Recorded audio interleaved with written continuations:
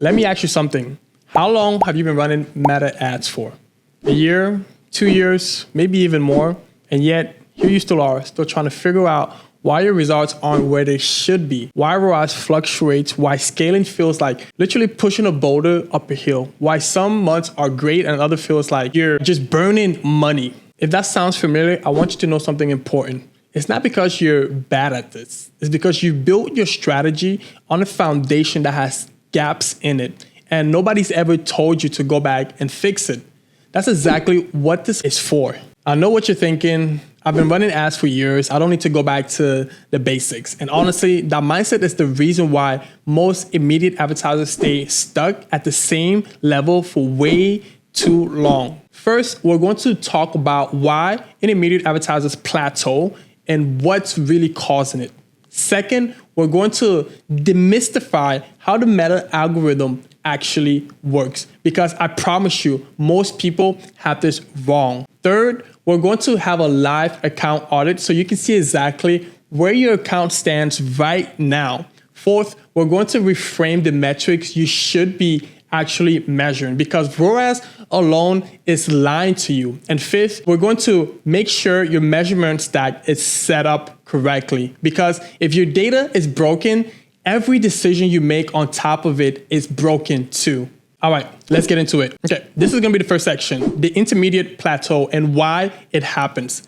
The false confidence trap. Here's the thing about being intermediate at something. You know enough to be dangerous. You know the terminology, you know how to set up your campaign, you know what ROAS is, you've tested things, you've seen some wins.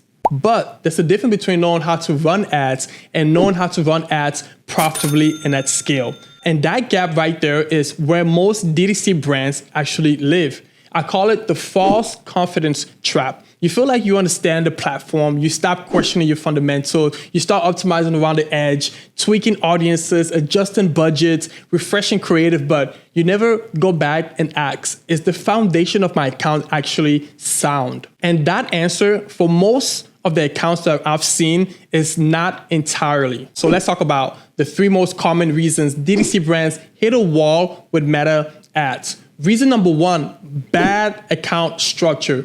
Built on outdated advice. The way you set up your first campaign, whether you've learned from a YouTube video, an agency, a course, or just trial and error, was probably based on best practices from 2 to 3 years ago. Meta has changed drastically. Advantage Plus campaign, broad targeting, the depth of details, interest targeting as a primary level.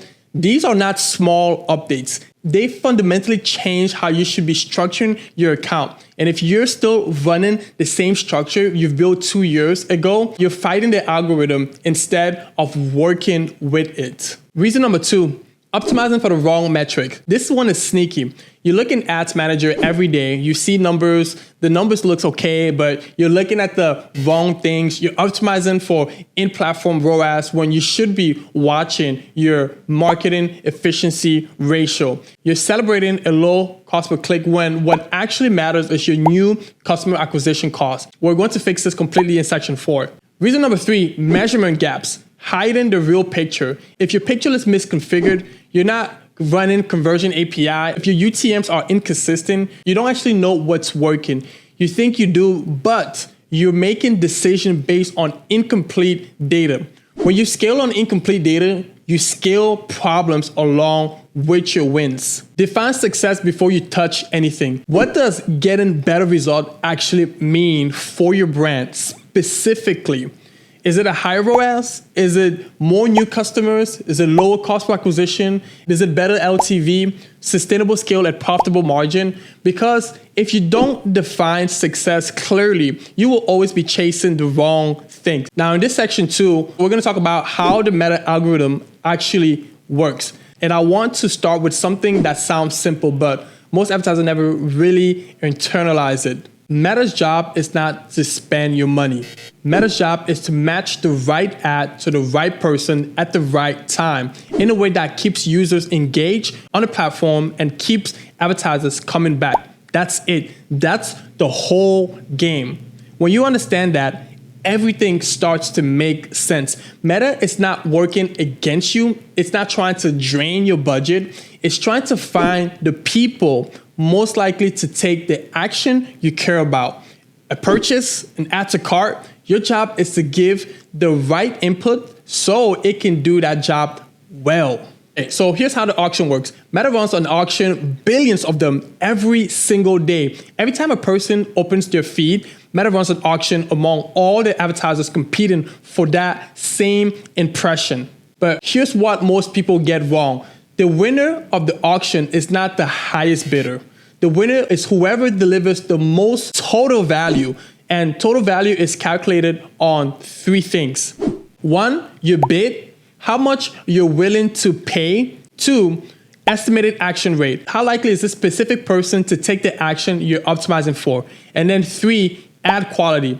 Is your ad relevant, engaging, and something people want to see? So a brand with a moderate budget but a high quality, high relevant can absolutely outperform a brand spending 10 times more with a mediocre ad. This is why creative is not just one part of the strategy. Creative is the strategy. Let me break down the three signals Meta is constantly reading to decide who sees your ad. Signal number one, relevance. How closely does your ad match the interests, behavior, and intent of the person seeing it? This used to be measured by relevance score. That's gone now, but the concept hasn't changed. Relevance drives efficiency. And signal two, engagement probability. Based on past behavior, on your ads, on similar ads, on the platform in general, how likely is this person to click, watch, comment, or buy? Meta has an incredible detailed model of user behavior. It knows more about your potential customer purchase intent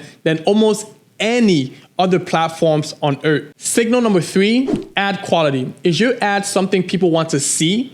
Does it get positive signals like saves, shares, ad clicks, or does it get negative signals like hide this ad and this is a spam? Ad quality directly impacts your CPM and how broadly Meta distributes your content. Now in section 3, we're covering account audit. Where are you right now? Before you change a single thing in your account, you need to understand what you're working with. I can't tell you how many times I've seen brands blow up a campaign structure that was actually working because they assume it wasn't without even actually auditing it first. Audit number one, campaign structure. First, campaign structure, the question you're asking here is, are you over-segmented or under-organized? Over-segmentation looks like this: 10 different ad sets, each targeting a slightly different interest audience, a separate campaign for every product, a campaign for women 25 to 34, and another for women 35 to 44. This was the approach everyone thought 3 years ago. It doesn't work anymore. You are fragmenting Meta's data and preventing the algorithm from learning efficiently. What you want instead is a cleaner, simpler structure, fewer campaigns, broader ad sets, more budget consolidated in fewer places so the algorithm has enough data to optimize against. Audit point 2. Budget distribution. Budget distribution, what percentage of your spend is going towards prospecting, reaching new people who've never heard of you, versus retargeting, following up with people who've already visited your site or engaged with your brand. For most DTC brands at a healthy growth stage, you want roughly 70 to 80% of your budget in prospecting and 20 to 30% in retargeting. If you're spending more than 40% on retargeting, you're over-indexing on a small pool of people who already know you. You're not growing your customer base, you're just cycling the same warm audience through ads. And audit 3, creative health. How old are your top spending ads? When was the last time you launched something new? Creative fatigue is silent and expensive. Your ads stop performing not because your targeting changed or your budget is wrong, but because the people in your audience have already seen them. Frequency goes up, click-through rate goes down, and CPM goes up. ROAS drops, and you're still there wondering what happened.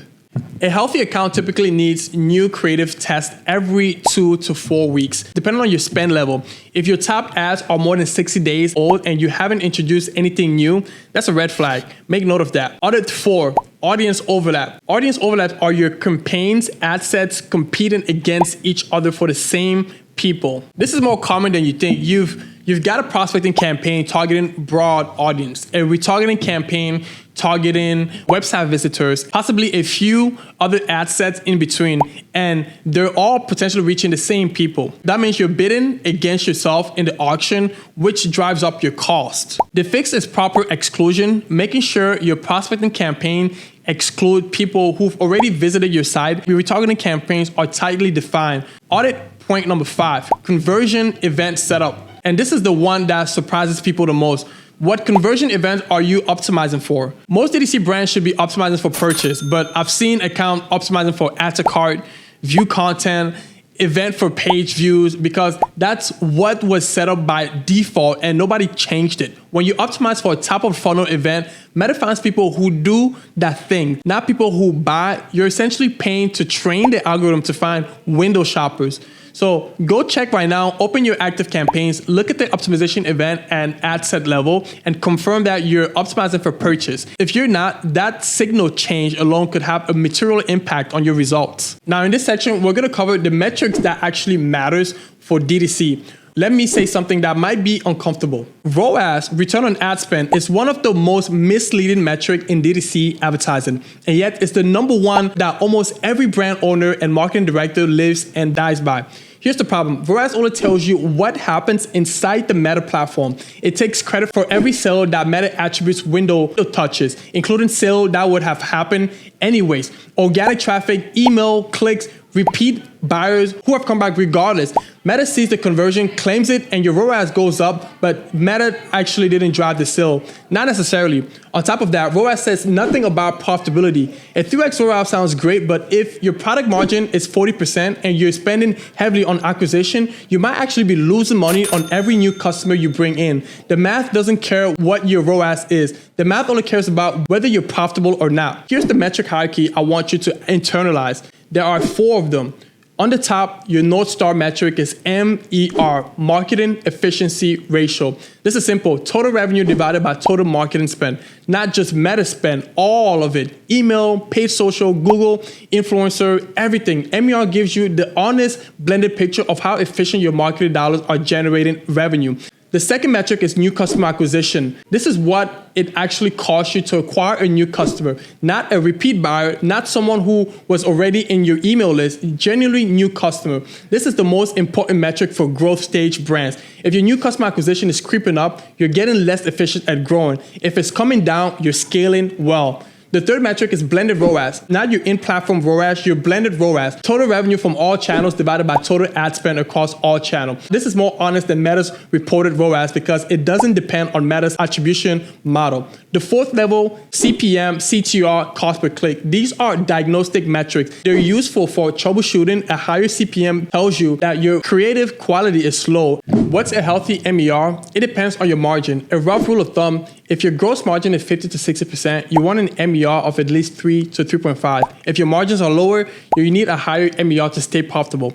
The exact benchmark is specific to your business. Now in this section, we're gonna cover measurement, your measurement stack. The 3 layers of DTC measurement. If your tracking is broken, your data is broken. And if your data is broken, every optimization decision you make is built on sand. This is not optional, this is foundational. There are 3 layers to a solid DTC measurement setup on Meta.